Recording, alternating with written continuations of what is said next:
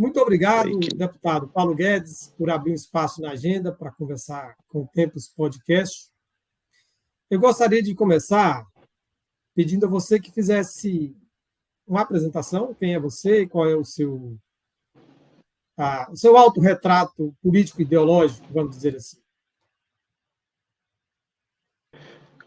Bom dia, May. É uma satisfação poder participar do seu podcast.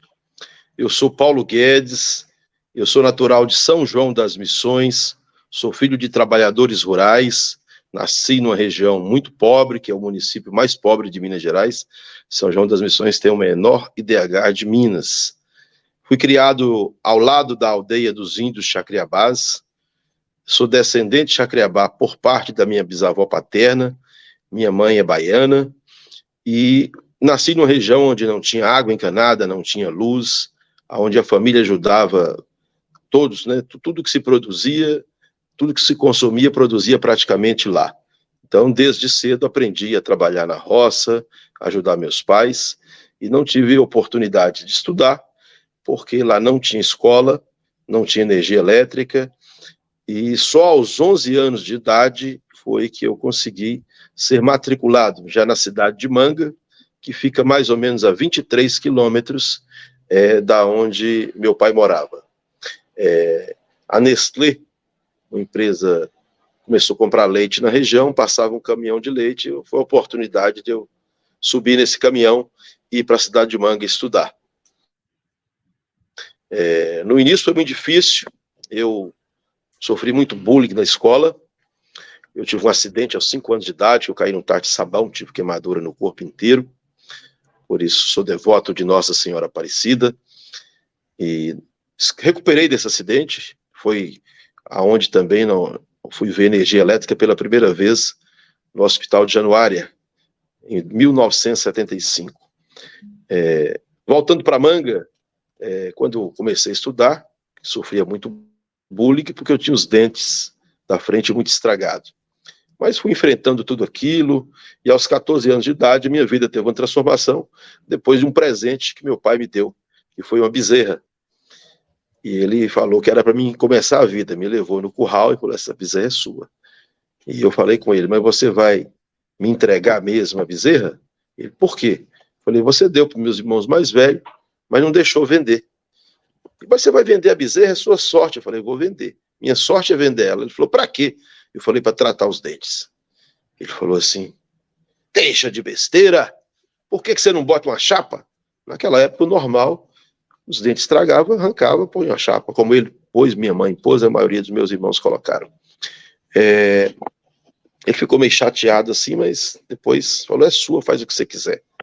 E eu vendi essa bezerra, fui num dentista amigo meu, que é padrinho do meu filho hoje, e mandei ele dar um grau em mim, e descobri que quem pode sorrir pode tudo. Depois disso, as portas se abriram,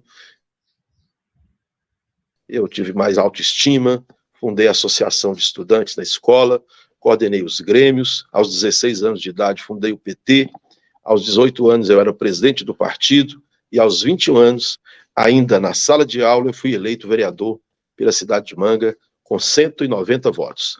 Assim começou minha trajetória política. O que você pode nos dizer, Paulo, da sua visão da política, do papel do Estado, um pouco da sua ideologia? Eu sou de esquerda. Eu sempre estive no Partido dos Trabalhadores. Né? O Partido dos Trabalhadores é um partido de esquerda, tem mostrado em todas as oportunidades que governou o país, que faz uma gestão voltada para os mais pobres, para os que mais precisam. Ser de esquerda é a pessoa que se define como, ou seja, você olha para o próximo, você olha para uma pessoa, você quer ajudar aquelas pessoas, fraterna, mais igualitária. Eu sempre me identifiquei por isso. Não sei se pelo fato de ter nascido numa comunidade muito pobre, que quando a gente convive com isso, convive com a pobreza, com a fome, com a falta de oportunidades, e você tem uma oportunidade, como foi o caso do presidente Lula, como foi o meu caso, a gente quer fazer diferente para aquelas pessoas que viveram aquelas dificuldades que a gente viveu, não vivam aquilo. Ou seja, que as pessoas possam ter uma vida melhor do que aquela que a gente teve. E aquela que a gente conviveu com aquela pobreza, com aquelas dificuldades. Eu me sinto de esquerda por isso.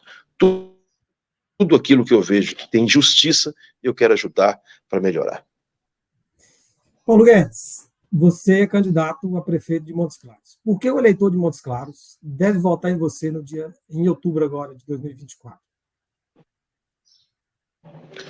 Primeiro, porque eu me identifico muito com a cidade, com o povo de Montes Claros. Montes Claros é uma cidade formada, né, com gente que veio de toda a região. Eu sou um deles. Moro aqui há mais de 23 anos, né? Convivo muito bem com todo mundo, fui muito bem acolhido aqui, tanto que em 2012, quando ninguém me conhecia ainda, eu fui candidato a prefeito e venci as eleições no primeiro turno. E só não venci no segundo turno porque juntaram todos contra mim, falando muita coisa, inclusive que eu era forasteiro. Eu discordo disso e acho que todo norte mineiro, se ele nasce em Bocaiúva, se ele nasce em Januária, se ele nasce em Manga, se ele nasce em Salinas ou Mirabela, ele se sente Montes Clarense. Montes Claros é a nossa capital e o prefeito de Montes Claros tem que se comportar assim. O prefeito de Montes Claros precisa ser uma pessoa que olha para a região como um todo, até para poder ajudar a resolver os grandes problemas que Montes Claros tem. Nós precisamos fazer uma gestão compartilhada, que tem sintonia com as outras cidades. Aí, né, com certeza, nós vamos melhorar ainda mais os nossos índices. O comércio da região é aqui é o centro onde as pessoas vêm estudar, aqui é onde as pessoas vêm fazer compras. Montes Claros é a capital, então todo mundo se sente um pouquinho Montes Clarense. Eu já estou praticamente totalmente Montes Clarense hoje, porque moro aqui há 23 anos. Conheço os problemas, né? Conheço os problemas das comunidades rurais, conheço os problemas que a cidade vive e acho, com a minha experiência, com 8 anos de mandato, com a vivência que eu tenho hoje na política, com os contatos que eu tenho em Brasília, com o presidente Lula, com os ministros, eu acho que eu sou a pessoa mais adequada para enfrentar tudo isso e melhorar a vida do nosso povo. Fazendo uma gestão, né, não só cuidando da infraestrutura. A infraestrutura precisa ser cuidada, como a atual administração faz hoje. Está fazendo recapeamento de ruas, asfaltando algumas avenidas. Isso precisa ter continuidade, ser ampliado, ser feito com qualidade. Mas nós também precisamos cuidar das outras coisas. Tem muitas outras coisas para cuidar em Montes Claros. Por exemplo, a saúde precisa ter um cuidado especial. A saúde em Montes Claros é reprovada pela população. A educação, da mesma forma. Precisamos melhorar a educação, né? Criar mais creches. Nos bairros periféricos, as pessoas não têm onde deixar seus filhos para ir trabalhar. Então, Montes Claros precisa ter um olhar especial para essas mães que precisam trabalhar, para ter uma creche, né, adequada ali perto de casa para deixar seus filhos. Na área social como um todo, nós precisamos também ter uma atenção especial. Nunca tivemos tantos moradores de ruas e bolsões de pobreza como estão vendo agora. Se você for no fundo da rodoviária, se você for na Praça da Matriz, se você sair na saída de Bocaiúva, nós temos até Cracolândia em Montes Claros. Então está faltando um braço de uma administração que saiba cuidar das pessoas, que saiba cuidar de gente. E eu me sinto preparado para isso. Além de me sentir preparado, eu tenho força política para trazer novos recursos, né, para cuidar de todas essas áreas, do social, de reabrir o restaurante popular, de construir novos restaurantes populares, para que a gente possa também ter uma política social voltada não só para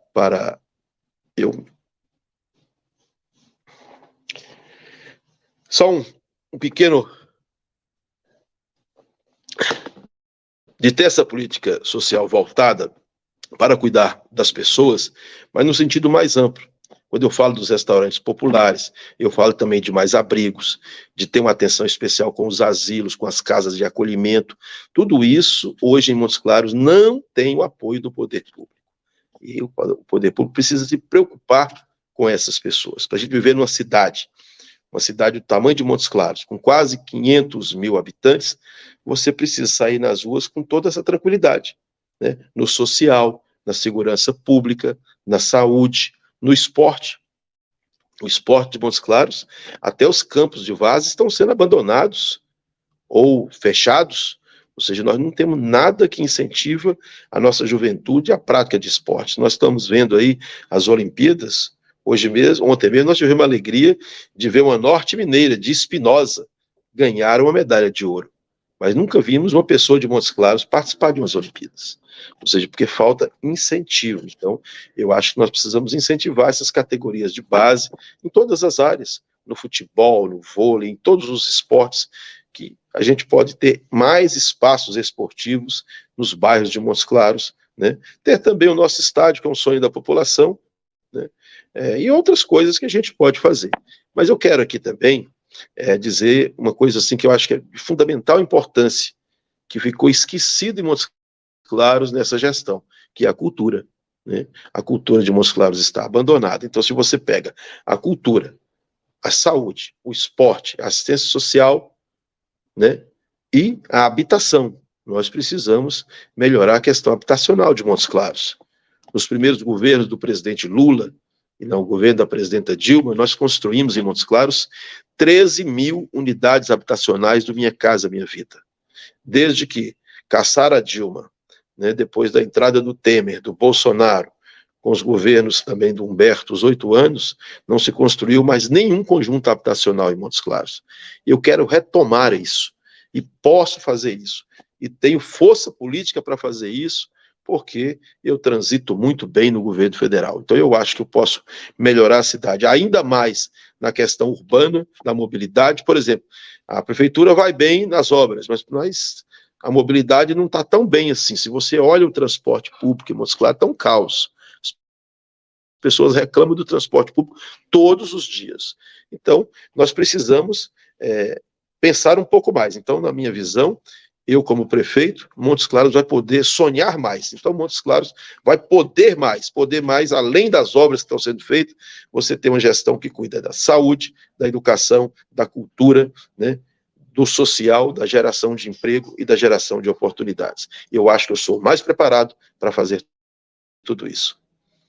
Paulo Guedes, existe alguma liderança, alguma figura da política na qual você se inspira?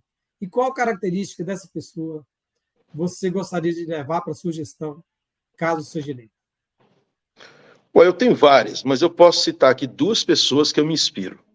Uma é o presidente Luiz Inácio Lula da Silva e o outro é o ex-deputado Virgílio Guimarães. Porque são 2 pessoas que eu aprendi a conviver no dia a dia, que conseguem cumprir sua tarefa, no meu caso de deputado, de estar presente no parlamento e não esquecer as bases. O Lula faz isso muito bem. O Lula, quando foi deputado, quando foi presidente e agora como presidente, ele consegue estar presente no governo em Brasília e, ao mesmo tempo, estar conectado com o mundo e com o país. Ou seja, ele vai ver de perto os problemas. O bom governante é aquele que consegue sair. Se eu for um prefeito, eu não vou ser um prefeito de gabinete. Eu vou ser um prefeito que vou estar nas ruas, nos bairros, nas comunidades, vendo de perto os problemas para arrumar as soluções adequadas, ouvindo as pessoas. Essa é uma característica do modo petista de governar, e eu vou colocar isso em prática, fazendo um governo participativo e popular, com um orçamento participativo. Nós vamos ouvir as pessoas, ouvir as comunidades. É por isso que eu me inspiro. Quando o presidente Lula criou programas que mudaram a vida do povo, como Luz para Todos, como Água para Todos, os programas de educação, as oportunidades através do FIES, do ProUni, o SAMU, tudo isso é porque ele tinha uma conexão, ele sabia as dificuldades do que aconteciam no país. E por isso deu certo, e está dando certo. Eu quero fazer o mesmo em Montes Claros, né? Ou seja, um prefeito que sabe tomar as decisões administrativas, sabe liderar a sua equipe, mas um prefeito presente no dia a dia do povo, das coisas que acontecem na cidade e daquilo que precisa ser feito. Por isso eu me inspiro nesses 2 líderes que sempre me ensinou a fazer isso. E eu também faço isso. sou muito presente no parlamento, nas votações importantes, nas discussões importantes para o país, mas chego quinta-feira, de quinta a segunda, estou rodando a região, estou vendo os problemas, vendo de perto, para que a gente possa encaminhar as soluções adequadas. Aprendi isso com eles, e se for prefeito, vou colocar em prática em Montes Claros. E você identifica algum erro, alguma prática imprópria, inadequada, que eles tenham cometido e que você não repetiria? Não, erros todo mundo comete.